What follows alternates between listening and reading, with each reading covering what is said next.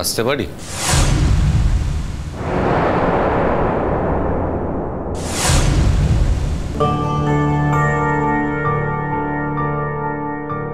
তুমি আজকে নতুন জয়েন করলে না?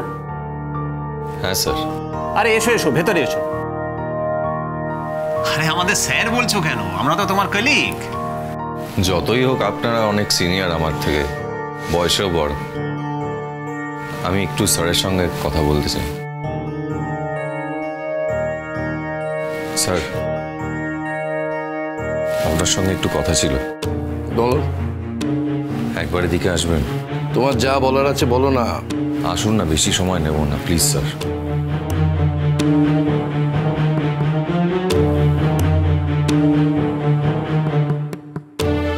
বলো। প্রয়োজন নেই, বলো। স্যার, আপনি এখানে সবার সঙ্গে একরকম ব্যবহার করবেন আর আমার সঙ্গে আর একরকম, নানান রকম কথা বলবে, কিন্তু সবাই আপনাকে নিয়ে ভালো দেখাবে না। আমাকে নিয়ে কে কি বলবে না বলবে তা নিয়ে তোমায় মাথা ঘামাতে হবে না। জানি স্যার, আমি আপনার চরম শত্রু। আমার মাথা ঘামানোর কিছু নেই, কিন্তু স্যার আমি তো ঐকলব্য। আমি আপনার ওপর যতই রাগ করি, যত ক্ষোভই থাকুক না কেন, অবশেষে আমি কিন্তু আপনাকে ভালোই বাসি স্যার। এবং আমি জানতাম এরকম একটা দিন আসবে, সেই দিনটা দাঁড়িয়ে আমি আপনাকে।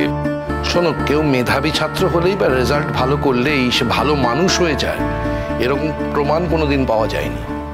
দেখুন, আমি হয়তো মানুষ হিসেবে নিজেকে প্রমাণ করতে পারিনি, কিন্তু শুধু যোগ্যতার পরীক্ষায় পাশ করেছি বলে, মেধার পরীক্ষায় পাশ করেছি বলে ওইটুকু সম্মান যদি আমাকে দেন, আপনি আমাকে প্রণাম করতে দেবেন না, ধারে কাছে আসতে দেবেন না। শোনো, আমার কাছে গুরুত্বপূর্ণ হলো মানুষটা কেমন। তোমার মেধা দিয়ে আমার কি হবে যদি মানুষটা ভালো না হয়? মানুষ হওয়ার পরীক্ষা আমি পাশ করতে পারলাম না স্যার। না পারলে না, এবং কখনো পারবে না। আপনার অসম্ভব ইগো স্যার। কি? তোমার এত বড় সাহস? আপনার সত্যি খুব ইগো। মানে আপনি যেটা ঠিক করে নেবেন, আপনি যেটা মেনে নেবেন, সেখান থেকে আপনি নড়বেন না কোনো দিন। সারা পৃথিবী যদি সেটা মেনেও নেয়, আপনি কোনোদিন মানবেন না যে আমি। তুমি একটা জায়গায় ভুল করছো। হতে পারে আমি ভুল করেছিলাম, সেদিন আমি হয়তো ভুল করেছিলাম, কিন্তু তার ফলশ্রুতিতে তুমি আমার মেয়েকে যেভাবে যেভাবে অপমান করেছো, আর আমার স্ত্রীকে, একটা ভালো মানুষকে তুমি যেভাবে ব্যবহার করেছো, এটা আমি কোনোদিনও ক্ষমা করতে পারবো না। স্যার, আপনার মেয়ের কাছেই যদি আসার ইচ্ছে থাকতো তাহলে চলে গেলাম কেন? স্বভাব বলে। স্বভাব কেন হবে স্যার? আপনার মেয়ের সঙ্গে যদি সম্পর্কটা হতো তাহলে আমি আপনার সান্নিধ্যে থাকতে পারতাম। শোনো, তোমার তো গুণের ঘাট নেই। তোমার দরকার টাকা। তুমি যেখানেই টাকা পাও তার কেনা হয়ে যাও। এখানে তুমি যোগ্যতার পরীক্ষা দিয়ে পাশ করে এসেছো কাজ করতে, আমার তো কিছু করার নেই।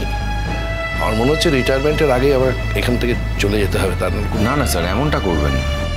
এর চেয়ে ভালো আমি তার আগে বেরিয়ে যাব। এসেছো তো পার্ট টাইম পড়াতে, জানো মাইনে কত হয়? জানি স্যার, তবু সম্মান বলে একটা ব্যাপার হয় তো। উদ্দালক বসু যে ইউনিভার্সিটিতে পড়ান, সেখানে আমিও পড়াব। সেই লোকটা ছাড়তে পারেনি স্যার। না না, আমি বুঝেছি। তুমি প্রত্যেক দিন আমার চোখের সামনে ঘুরে বেড়াবে, এবং তার জন্য যে আমার মানসিক যন্ত্রণাটা হবে, সেই যন্ত্রণাটা দেওয়ার লোভটা তুমি ছাড়তে পারো। স্যার, আপনার যদি সত্যি মানসিক যন্ত্রণা হয় তাহলে আমি কাল থেকে আর আসবো। আমি শুধু এইটুকু ভেবেছিলাম, আমি যদি যোগ্যতার পরীক্ষায় পাশ করি, অন্তত সেই মর্যাদাটুকু আপনি আমাকে দেবেন। পৃথিবীর সবাই আমাকে যতটা খারাপ ভাবে, আমি যে ততটা খারাপ নই সেটা আপনি বুঝবেন। আমার তো মনে হয় তুমি তার থেকেও বেশি খারাপ, কারণ তুমি তো অশিক্ষিত নও। অশিক্ষিত হলে আমি এই কথাগুলো ভাবতাম না। তুমি শিক্ষিত ছেলে, লেখাপড়া করেছো, ফলত তোমার বদমাইশির কৌশলগুলো অনেক বেশি শানিত হয়েছে। সেটা যে বোঝার সে বুঝবে, অন্যরা বুঝতে পারবে না। স্যার আমি নিজের মুখে কিছু বলতে চাই না, তবে এইটুকু বলে দিলাম আমি আপনার কোনোদিন কোনো ক্ষতি করিনি। আর আমার এও মনে হয় যে আমি এমন একজন মানুষ যে আপনার জীবনে সব থেকে বেশি উপকার করেছি। হয়তো এখন মানছেন না, মানবেন 10 বছর পরে হয়তো মানবেন। আমার অনেক উপকার তুমি করেছো, আর দয়া করে কোনো উপকার করতে যেও না প্লিজ। আর একটা কথা, এটা পাবলিক প্লেস, আমি সিন ক্রিয়েট করছি না। ভবিষ্যতে আমাকে ডেকে কথা বলবার চেষ্টাও করবে না। সেটা কি করে হয় স্যার? আপনাকে দেখলে তো আমি ডেকে কথা বলবোই। আমি আপনার ছাত্র, সেই পরিচয়টা আমি কখনো ভুলিনি। কাজেই আপনি আমার পাশ দিয়ে চলে যাবেন, আমি কথা বলবো না, এটা কখনোই হতে পারে না। আপনি আমাকে যতই খারাপ ভাবুন না কেন, অতটা খারাপ ছেলে আমি নই। আমার বাবাও একজন শিক্ষক, এইটুকু শিক্ষা আমাকে দিয়েছেন। তোমার কথা শেষ হয়েছে? সেটা কি করে এত তাড়াতাড়ি শেষ হতে পারে স্যার? আমার কথা তো চলবেই।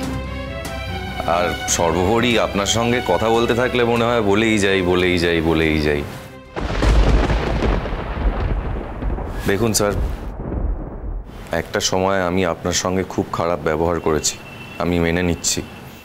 কিন্তু বিশ্বাস করুন, ওই সময় আমার জীবনের কোনো দিশা ছিল না। এখন আমার জীবনের একটা দিশা আছে, আর তার জন্য তাই আপনার স্ত্রী, আপনার পরিবার, আপনার মেয়ে, আমি তাদের কাছে কৃতজ্ঞ। আপনার স্ত্রী আমার প্রণাম নেন না, এখনো আমাকে ভুল বুঝে, কিন্তু আমার কিছু করার নেই স্যার। সবাই পৃথিবীতে সবাই ভুল, একমাত্র তুমিই ঠিক। না স্যার, আমি সবাইকে আমাকে ভুল বোঝার সুযোগটা করেছি। যাক, এখন আর এইসব কথা বলে কি হবে? 2 দিন পর আপনার মেয়ের বিয়ে। এইসব খবরও রাখতে শুরু করেছো নাকি আজকাল? আবার কোনো প্ল্যান করছো আমার মেয়ের সর্বনাশ করার জন্য? না স্যার, আমি যা প্ল্যান করেছি সব আপনার মেয়ের ভালোর জন্যই প্ল্যান করেছি। তারপর আর কোনো প্রশ্নই ওঠে না ওর খারাপ চাওয়ার। আমি যা যা করেছি এতদিন সব তো তার ভালোর জন্য। আর বাকি যা ভালো করেছেন আপনারা সবাই মিলে করেছেন, আপনারা দেখে নেবেন আমার ভালোটা বেশি ভালো না আপনাদের ভালোটা বেশি ভালো। তবে একটা কথা মাথায় রাখবেন যে আমার ওপর রাগ করে এমন কোনো কাজ করবেন না যাতে ওর খারাপ হয়। আমি তোমার কোনো কথা বুঝতে পারছি না। বুঝতে হবেও না স্যার, আমার মতো একটা ছেলের কথা কেউ কেনই বা বুঝতে যাবে? আমার সব কথা আক্ষরিক অর্থেই ধরবেন। আজ বড় অহংকারের দিন, তাই খুব আশা করে আপনার জন্য একটা গিফট এনেছি। ওর সাহস তো কম না।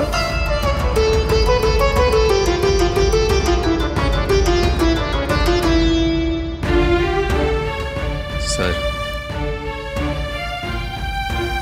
এই পেনটা কিন্তু আপনি খুব ভালোবাসতেন।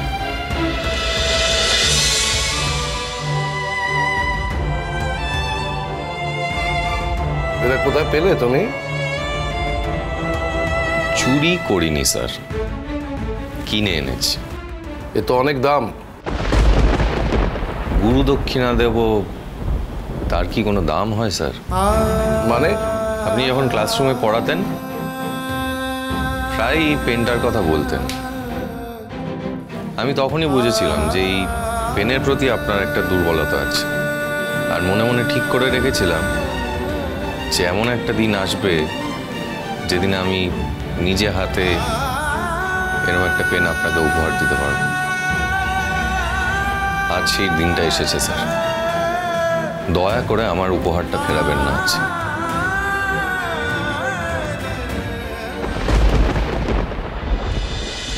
জল থই থই ভালোবাসা।